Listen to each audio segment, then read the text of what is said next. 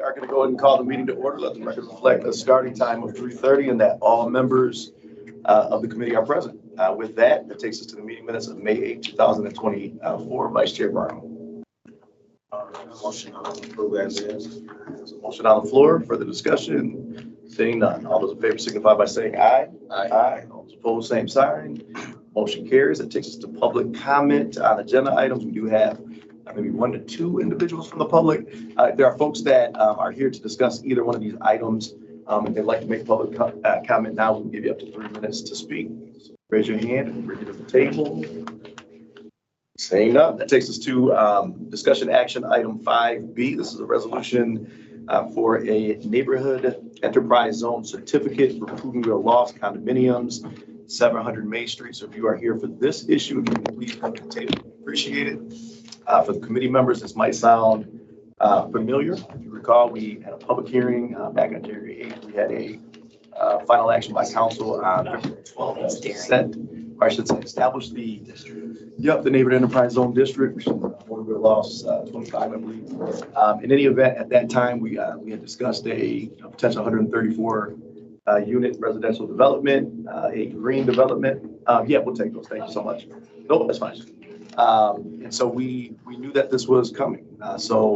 Summit Street Development Company, LLC, they are, looks like, ready to move forward with a NEZ cert. When we talked about this, Chris, we're going to start with you. We talked about the fact that once you establish a district like this, that there are a number of different certs that can be applied for, but that the one we should expect would be very similar to obviously Property Rehabilitation Act, where you look at freezing property taxes at pre-development level. At that time, we were told that they would not ask for the entire 15 years, but rather 12. And what I'd like you to do real quick, if you don't mind, Chris, is first tell us one of the things when we go out, I'll tell you this, and you know this because you had a lot of those meetings. When we go out and we talk about some of these developments and neighborhood meetings and things of that nature, a lot of times people misunderstand, right? Tax incentives and programs like this. And they don't understand necessarily why the state put these tools in the toolbox to help urban core cities like ours advance. And I think part of that's maybe we just assume when we have meetings like this that are televised and things like that, we just assume folks know, and they really don't. So if you want to tell us just real quick, just give us a quick rundown, generally speaking, NEZ district, NEZ cert, what type of cert, generally speaking, we're looking at, and why this is an important tool for us to have kind of in our toolbox. Okay. Yeah, absolutely.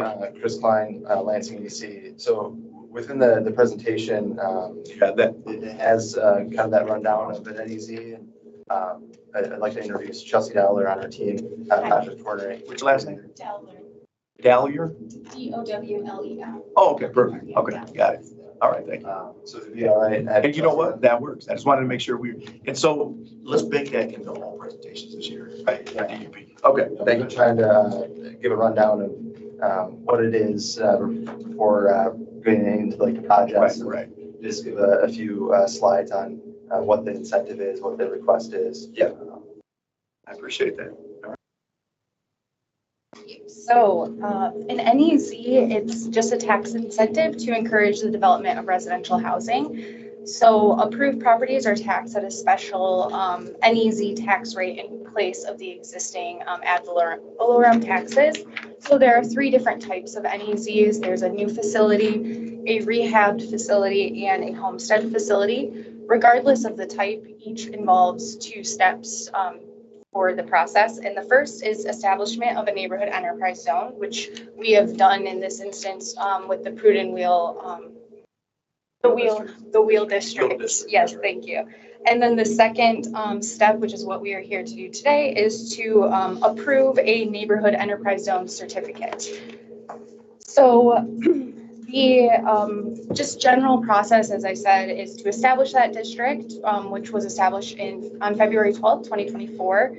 And the reason that you then have to do that second step, which is to apply for that certificate, is because the NEZ zone does not actually provide any tax benefit. So you have to receive that approval with the certificate to receive that tax benefit. So today we are here to discuss the Prudenville Lofts project, which is located within the Wheel District number 25. So this would be a rehab certificate. And so it would rehabilitate the existing 70,000 square foot commercial building into a 134 one-bedroom units. And the rent range is about $1,100 to $1,300 a month, depending on the size of the unit and the layout, I believe, as well. So it's a sustainability and green energy focus with this development. And so we have Summit Street Development Company LLC is the developer. The total project investment is estimated around, or that they have committed is $22 million. The proposed start date would be September 22nd, 2024.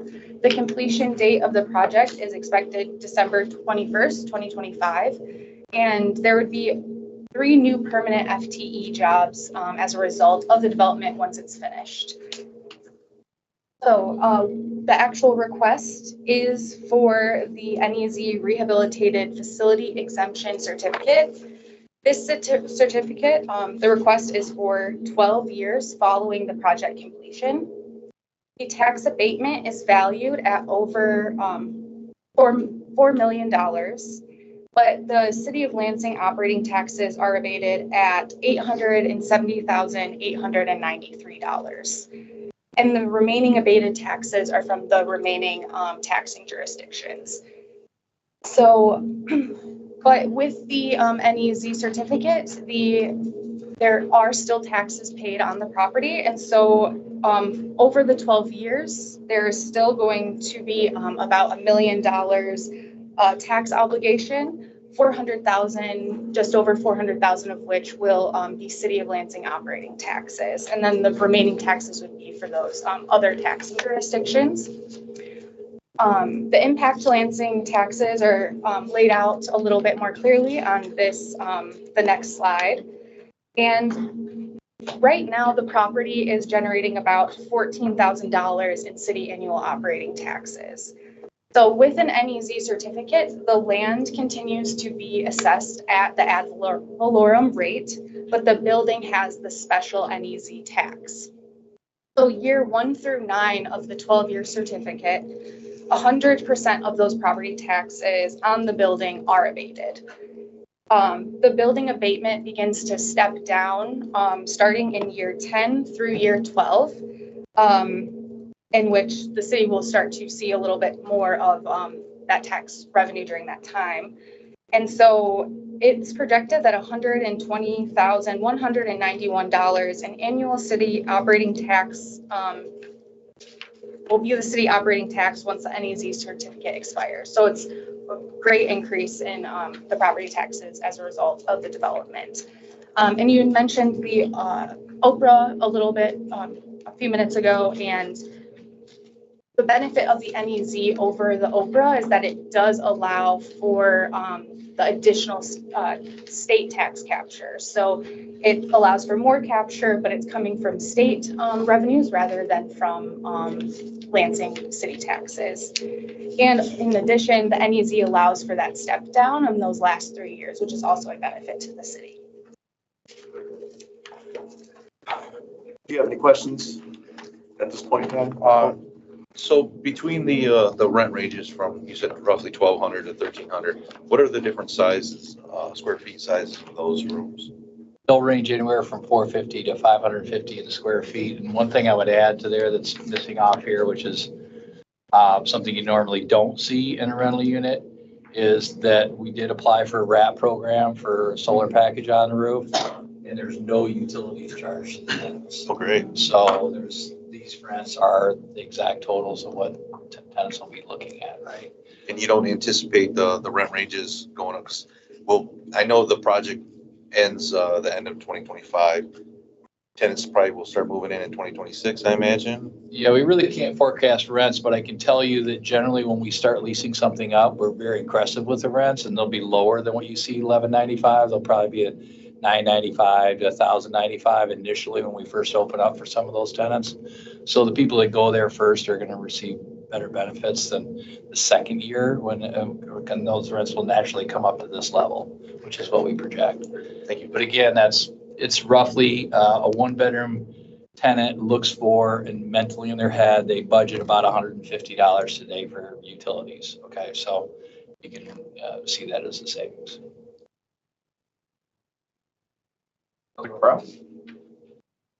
Chris, did you have anything to add? I think we covered most of it. I know that we've introduced this previously with the whole home prep process. The overall concept of the project hasn't really changed since that time, but I think Chelsea explained it very well regarding the differences and why we had the request that Oprah be rescinded in order to get the NEZ in place. And ultimately, the impact to the city is the same, if not less, because of the step down. So, but it is still more powerful tool because of the state capture that's allowed throughout the life of the certificate. You had mentioned early on, like, what's the benefit of it, right? What's the purpose of it? And the NEZ was really established. The act was established to support housing of different types. So you have the rehab and the new construction. There's also the homestead, sort of like for homeowners to improve their homes. That one's been a little bit less used, not just locally, but I think throughout the state, just because of different laws and increasing of taxes and the type of work that needs to be done. But it has been successful in previous years in the for new developments. There's a variety of examples, as well as rehab. And with this, it's been 15 years, I think, since our last one. So it might be a new tool with the renewed conversation around housing. So it might be something that we see coming up more, but it's not too into from Oprah or other tax payments. Add one other thing just to keep in mind when somebody asks you why you do this. This 70,000 square feet was slated to be office, and it was 30,000 square feet. It was office for Lockheed Martin for a period of 7 years. So this is taking 70,000 square feet of office space in the central business district off the vacancy list. So that will have an impact on the total vacancies of office space down here, because it's no longer slated as office space, you know, CBRE or any appraiser. So that reduces some of the vacancy of office space by repurposing this. We appreciate that. Did you have, Mr. Hempel, did you have anything else to add, or? No, I think. All right, fantastic. Yeah, and I think we're pretty comfortable with this anyway, in terms of moving forward, because of the information we got during the district conversation. This does not require a public hearing. So what will happen is, if we approve it out of this, it will go to council on June 10th, and we can vet it for final consideration that night. So with that, I'm looking for a motion. Motion. All right, there's a motion on the floor. Any discussion? Seeing and hearing none. All those in favor signify by saying aye. Aye. Those opposed, same sign. Motion carries. And on the 10th, I mean, if you want to be there, you can be there. I can handle it. But we expect to see you there in the audience. I'll be there. All right. I'll answer your question. And I know you guys will be there because you always are. But all right, thanks so much. Good to see you. Thanks, everyone. Who does need to be there on the 10th? Oh, come on up. So if you're here from zoning or planning, or I'm assuming you're here for action item 5C. This is a resolution to set a public hearing on repealing and replacing the existing sign ordinance in its entirety. Essentially, what we're being asked to do is repeal and replace our sign ordinance. So what I meant when I said that is that should this be approved out of committee, what we would do is actually introduce and set the public hearing on the 10th. We have our presentation on the 10th, and then we actually have our public hearing on June 24th. And then it would be referred back to committee. So with that being said, I am going to turn the floor over to whoever wants to talk about this, whether it's Susan or Andy. I'll take it. Thank you. Okay, all right. Go for As it. you said, it's a complete rewrite of the sign ordinance. And it eliminates a lot of information that, quite frankly, isn't legal, you know, in terms of regulating content and that type of thing. So to bring it into compliance with, you know, case laws, which is, Greg has pointed out to us, in our case is constantly changing, but, you know, it does satisfy that as of this time. One of the things it does is, I'll just hit some of the high points. Okay. One of the things it does is that right now it's kind of difficult to deal with like ground signs, because there's a table in the ordinance that says that at a certain setback, you're allowed a certain height and a certain square footage. And that, what that does is it creates an inconsistent sign pattern. Right. You know, you got some signs that are up 5 feet from the front property line, you got some that are back 30 feet. This will make it consistent. It will set a standard setback, and at that setback, you're allowed up to a certain height and up to a certain square footage. So, you know, like you go down through Delta Township and Saginaw Highway, you'll see that the signs are all uniform. You know, they're all lined up like soldiers, and that's what we're trying to achieve, and that makes sense, because otherwise it's just all over the place. And one of the things we do is we've reduced the amount of temporary signage that's allowed to, you know, try to eliminate visual clutter that causes. One of the major things that I know that Public Safety Committee brought up is how we deal with what's referred to in the ordinance as abandoned signs. Under the current ordinance, the current sign ordinance, it says that it defines an abandoned sign as a sign which is still on the property 6 months after the business that it advertises is no longer in operation on the a business that's been no longer operational for 6 months, but the sign is still there, is considered abandoned sign. But what the ordinance says is that the city can require the sign to be removed. Well, what that means is that you can go out and pop the face out of it. But then what you're left with is the sign frame, the sign structure. Case in point, Metro Bowl. The old Metro Bowl sign, we got this huge, old, ugly sign frame sitting there, and there's really nothing we can do about it. We tried. But, you know. So let me stop, just because I do want to understand this. So you're saying is, as the ordinance is written, even with that structure as dilapidated as it is, we still can't. Because it's only dilapidated, it's only dilapidated, it's not dangerous or structurally unsound. That's the issue with it. Okay. And even if it was, it would be a bit of a challenge under the current ordinance, but it's not. So, you know, we tried, but the person lawyered up and said, hey, your ordinance doesn't, you know, support this. So, this one does. This one says that, it has basically the same language in terms of having to remove the sign, but it also says that if the sign structure is there, well, you know, that's not being used for signage, and after a certain period, we can require that to be removed. So I thought I read that's a year, right? yeah, So the sign has to go in 6 months. and then The structure has to go within a year. right, and so because we want to give people a chance to reuse it if a new business is getting ready to come in. Right, no, that's understandable. Yeah. But you know, if it's still like this will allow us to do with Metro Bowl. Okay. That's you know, and others like that. So that would be, under this ordinance, that wouldn't be grandfathered in, right? I mean, it would be considered abandoned at this point. Does the timeline start for a year now? I mean, once it's passed, I mean, how does that work? I would think that it would it be grandfathered in? Well, That wasn't the right term. no, I know. it is When would the clock start? Yeah, no, that's a good Non-conformity. point. There's two different things about this. I gotta get to there it is. We're under 1310.07B, right? Yep. There are unsafe, dangerous, and unlawful signs, and then there are abandoned signs. This would fall under abandoned sign. And there's this no The determination. question is that, can we go Legally after that sign non-conforming structure? signs. Yeah, so legally non-conforming signs and sign structures, which is what I think we would be dealing with in that We situation. won't. If the sign, I'll have to be a little bit careful. There are a number of signs that currently exist that, if this is passed, would become legally non-conforming signs. If it is still a legally conforming sign, so that the sign structure conforms to our zoning requirements. Sure. But nobody's using the sign, we can't order that the sign comes down, because the sign belongs to the property. If the property exists, the sign is there.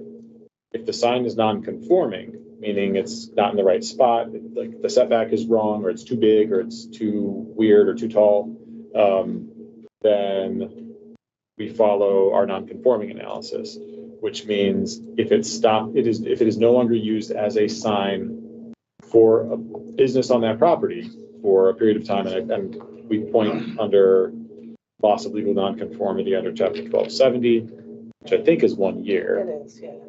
then At that point, we can go in and we don't have to wait for them to come and say, now I'm going to put a sign up and like hire a sign contractor or anything. We can go in and essentially go to court and say, they're not using it at all anymore. It shouldn't be there. Take it down, or let us take it down.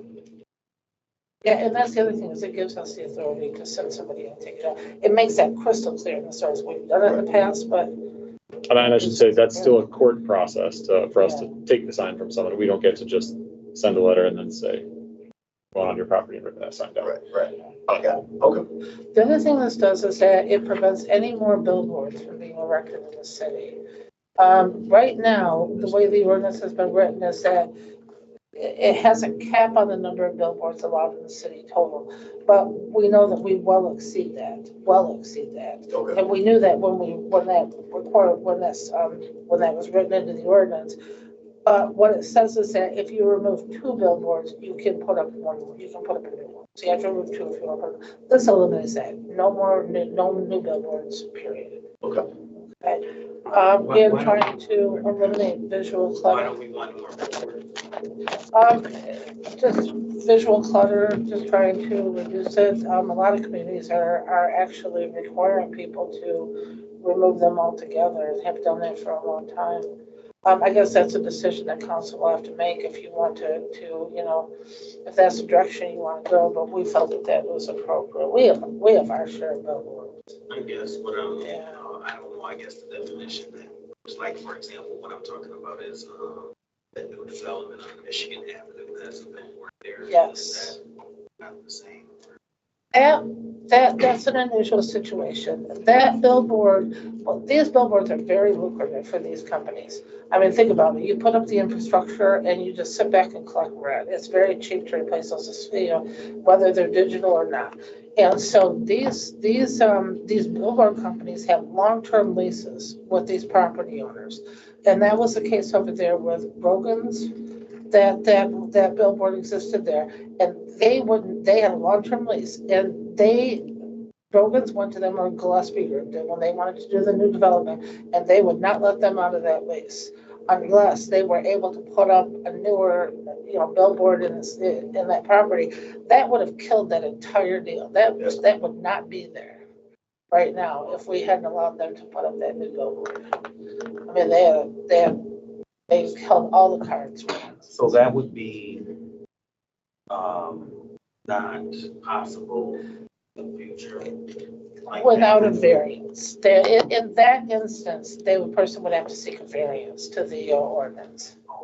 Yeah, That's the thing is, variances can still be requested. I think the whole right. is that there's less variance request with this particular ordinance. Right, Yeah. there's some way for you to, or whatever. Since, Like I was thinking, like if the land system, Right. so rehabbing that, then, advertise what's going on in there Right, or something like right. that. Greg, did you have something to say? I do. I just want to interject about this because we had a lot of discussion about billboards. And I should be clear, there's nothing in this ordinance that says no billboards. What the ordinance says is signs shall not be bigger than a certain size. And that's for safety and visual clutter and all kinds of reasons. Variances can be sought for, dimensional variances are like the heart and soul of what the Board of Zoning Appeals deals with. I need this to be a couple feet longer over here, et cetera. And so if somebody says, hey, I need a sign that's a little bit different because of this, they can come ask for that. I think the way it's written is they would go ask the zoning administrator, and then zoning administrator makes a determination. They can take that to zoning appeals.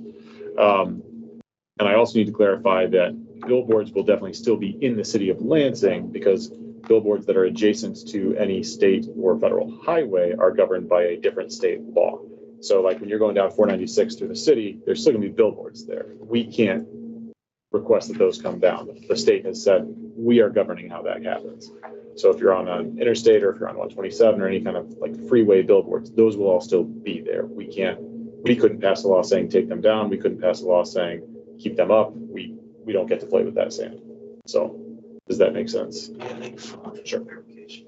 I was just, again, wondering, I understand what everyone's saying, but like the new development, I said, well, we just put up digital, where we at with that. So that makes sense. Thank you for the explanation. Thank and you. that'll be grandfathered. That'll be considered legally non. I guess, am I missing anything? Any high points here that I need to mention? There's a lot in there, so as you're reading through, if you have any questions, we can follow up, when we meet again, but that's kind of the main stuff. So here's because there's a lot here. When we introduce and set this on the 10th for the 24th, I would prefer that somebody be there on that night as opposed to the actual night of the public hearing. June 10th. Yeah. Go ahead. One more slightly annoying piece of news. And I didn't catch this, Lisa just got it, thank you, Lisa. The zoning enabling act requires publication 15 days prior to public hearing. So we would have to do it at the July 8th council meeting. Okay. Because even if we couldn't do it anyway, but publication also takes a couple days, so the resolution setting the public hearing. Okay, so we're still, introduce, we need to introduce and set June 10th. Correct. And then the public hearing will be July 8th. But we'd like you there on June 10th, because I want to make sure that we have a comprehensive presentation. I want to make sure everybody understands what's before them. But also because the purpose of the July 8th meeting is to solicit input from the public. I want to make sure that they have time to consider what they've heard and read through the ordinance before they come before us to speak. So you could be there on the 10th. We really appreciate it. I'll be there. Okay, all right. Fantastic. I do have a question. So this is regarding all signs throughout the city, even temporary, like political signs, campaign signs, signs that are on telephone poles. Do you have the enforcement for it? Okay. Signs in the public right of way, they have no right to be there, period, unless they're put up by the city or I'm something. just seeing, I'm not sure who, and I'm not trying to throw shade anybody's way, but I see on the corner of Michigan Avenue and Larch, and lots of them. I mean, there's one on Pennsylvania. There's a guy, he's a realtor. I mentioned this to other city staff before, Exactly what you're talking and they're like all over the place and doesn't seem to ever come down. I'll get on your sign person about that. I had them take down, I didn't see. Like almost every major intersection. It's driving me crazy. I know exactly what you're talking about. You said you'll get on the north. Who's enforcing that? Zach driver. Okay, because you had said the north side, so we have somebody. Oh, I'm sorry. One He's responsible for that citywide. Okay, I had him remove the ones that I saw over on Saginaw Highway. There was one right at Capitol and Saginaw, then there was one a little bit further down. So I had him remove those. I'll have him, go after these other ones as well, but I know exactly who you're talking about. Yeah. That stuff drives me crazy, yeah.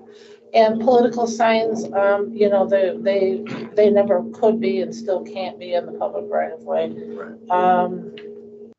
That's about it.